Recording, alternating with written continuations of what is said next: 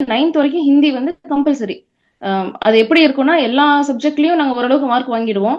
ஆனா, அந்த ஹிந்தி வந்து ரொம்ப கஷ்டமா இருக்கும். ஏன்னா, இப்ப வீட்லயும் வந்து எந்த ஒரு சப்ஜெக்ட்டும் வந்து சொல்லிக் குடுத்து, நாங்க படிக்கிற இடத்துல இருக்க மாட்டோம். ஆன் டாப் ஆஃப் வந்து ஹிந்தி இருக்கும். அது எப்படி இருக்கும்னா, இப்போ நானும் ஸ்கூல்ல டாப்பர் தான். ஆனா, உனக்கு ஹிந்தி மார்க் வரப்ப ரொம்ப டென்ஸ்டா இருக்கும். ஏன்னா, எல்லா சப்ஜெக்ட்லயும் மார்க் இருக்கும். அந்த ஹிந்தி மார்க்குக்கு வந்து ரொம்ப கம்மியா 50, 60 அப்படிங்கிறது வந்து ஒரு பெரிய இன்ஃபீரியாரிட்டி காம்ப்ளெக்ஸா தான் இருந்துச்சு அந்த டைம்ல. அப்புறம் அ இத்தனைக்கும் வந்து ஸ்கூல்ல சொன்னாங்கன்னு சொல்லி நான் பிராத்மிக், மத்தியமாலாம் எழுதியிருக்கிறேன். அதெல்லாம் எப்படின்னா மக்கப் பண்ணி அந்த புக்க குடுப்பாங்க. மக்கப் பண்ணி அந்த லெட்டர வந்து வரைஞ்சு விட்டு வந்து பாஸ் பண்றது தான். அதுக்கப்புறம் நான் ஸ்கூல் முடிச்சுட்டு நான் கோயம்புத்தூர் வந்தேன் படிக்கிறதுக்கு. அப்ப கோயம்புத்தூர் வர்றப்ப தான் தெரிஞ்சது, இங்கிலீஷ்ல நான் எவ்ளோ வந்து இதா இருக்கிறேன். ஒண்ணுமே தெரியாம இருக்கிறேன். அது ஒரு பெரிய இன்ஃபீரியாரிட்டி காம்ப்ளெக்ஸா இருந்துச்சு.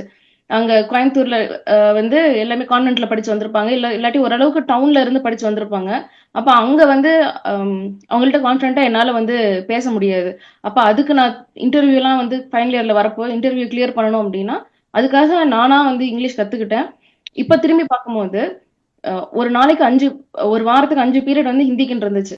அந்த ஹிந்தியே தேவையில்லாத ஒண்ணு. அந்த அந்த 5 பீரியட இங்கிலீஷ்க்கு குடுத்திருந்தாங்க அப்டின்னா, அ இந்த மாரி ஒரு இன்ஃபீரியாரிட்டி காம்ப்ளெக்ஸோட நாங்க இருந்திருக்கணுங்கிற அவசியம் இல்ல. இப்போ எல்லா சப்ஜெக்ட்லையும் 40 மார்க் எடுத்தால் தான் பாஸு அப்படிங்கிற மாதிரி இருக்குல்ல. இப்போ இந்தியை பொறுத்த வரைக்கும் அவங்க வந்து விருப்பப்பட்டு படிக்க சொல்கிறாங்க.